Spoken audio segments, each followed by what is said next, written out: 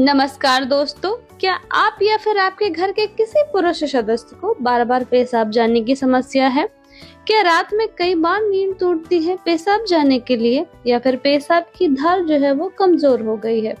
तो ये सभी लक्षण हो सकते हैं प्रोस्टेट एनलार्जमेंट के, यानी प्रोस्टेट ग्लैंड के बढ़ जाने के।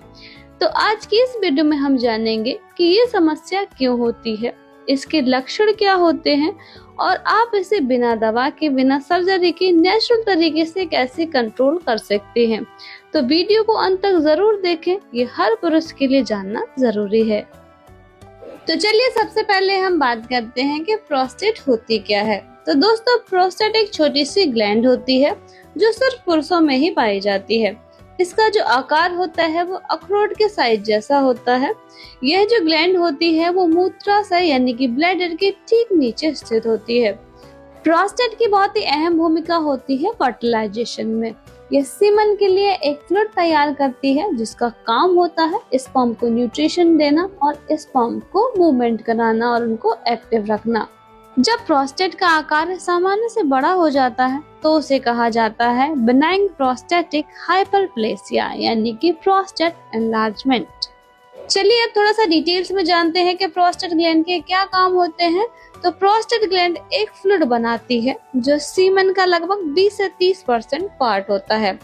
इसका मेन काम होता है स्पर्म्स को न्यूट्रिशन देना, उन्हें मोटाइल बनाना, उन्हें एक्टिव रखना और उनको एक सेफ एनवायरनमेंट प्रोवाइड कराना। बिना प्रोस्टेट के स्पर्म्स कमजोर होंगे या फिर उतने अच्छे से वो काम नहीं कर पाएंगे, उतने एक्टिव नहीं होंगे, मोटाइल नहीं होंगे, जिसकी वजह से फर्टिलाइजेशन में दिक्कत आ सकती है। सेक्स के समय जब पुरुषों में इजैकुलेशन होता है तो प्रोस्टेट ग्लैंड जो है वो कॉन्ट्रैक्ट होती है और ये सीमन को यूरेथ्रा से बाहर धकेलती है ताकि वह पेनिस से बाहर आ सके।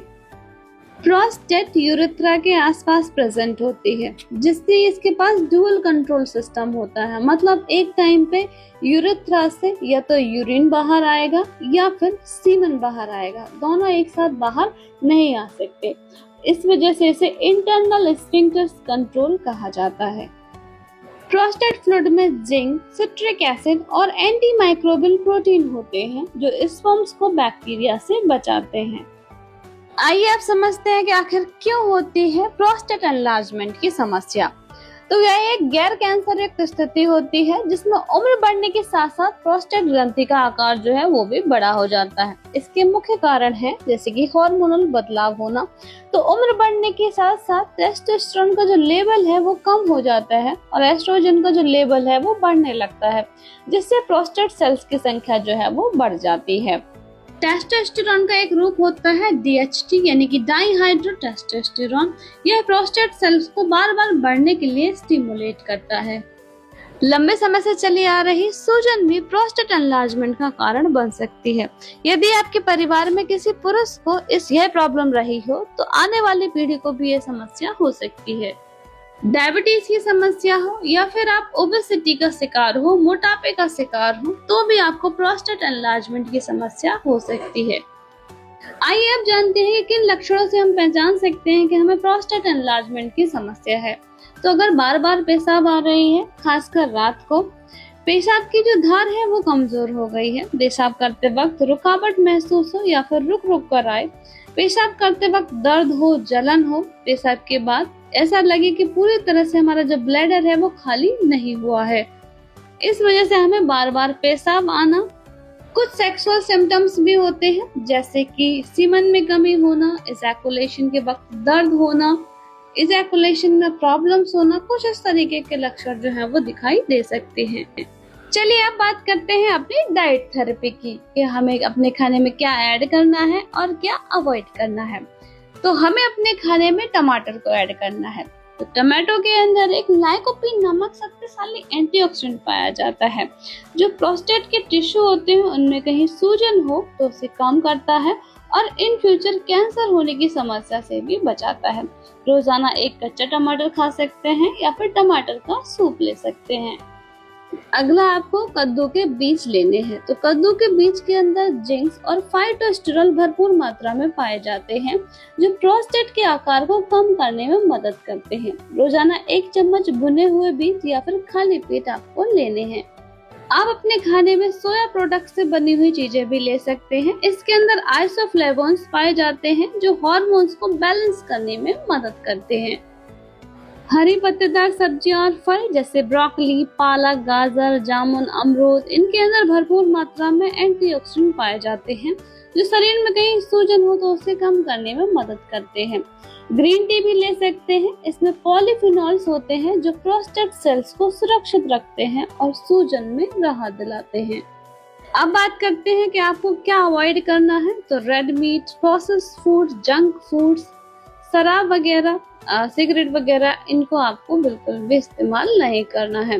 कैफीन वगैरह नहीं लेनी है। कॉफी, सॉफ्ट कोल्ड ड्रिंक्स वगैरह हैं, वो आपको अवॉइड करनी है। आयुर्वेदा में कुछ औषधियां हैं जिन्हें आप प्रोस्टेट हेल्थ के लिए ले सकते हैं, जैसे कि शिलाजीत ले सकते हैं। तो शिलाजीत क्या करता है, टेस्टोस्टेरोन के लेवल को बैलेंस करके रखता है।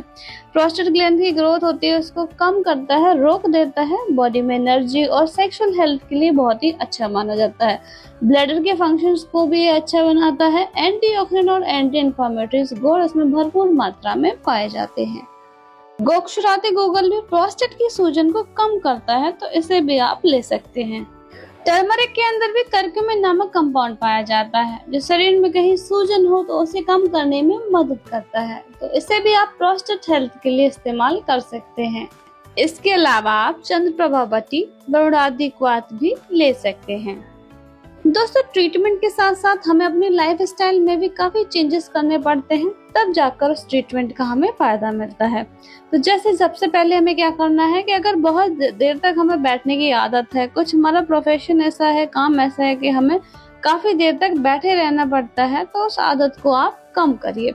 लंबे समय तक एक जगह पर बैठे रहने से प्रोस्टेट पर दबाव पड़ता है।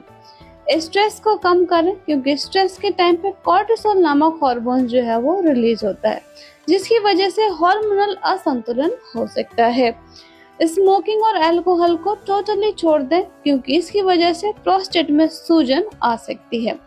रात के समय पानी की मात्रा सीमित रखें, क्योंकि अगर आप ज्यादा पानी पिएंगे रात को तो आपको फ्रिक्वेंटली यूरिन पास करने जाना पड़ेगा, जिसकी वजह से आपकी नींद भी डिस्टर्ब हो सकती है। इसके अलावा आप मेडिटेशन का सहारा भी ले सकते हैं, जैसे कि अनुलोम विलोम करें ताकि तनाव कम हो और आपके शरीर में हार्मोन्स का लेवल जो है वो बैलेंस रहे। कपालभाति करें तो शरीर में कहीं सूजन हो तो उसे कम करने में सहायता होती है।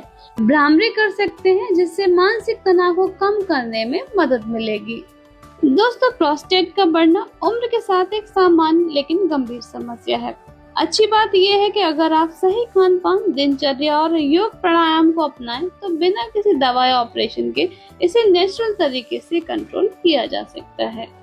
अगर आपको यह जानकारी उपयोगी लगी हो तो वीडियो को लाइक करें, चैनल को सब्सक्राइब करें और इस वीडियो को उन पुरुषों तक जरूर पहुंचाएं जो इस समस्या से जूझ रहे हैं।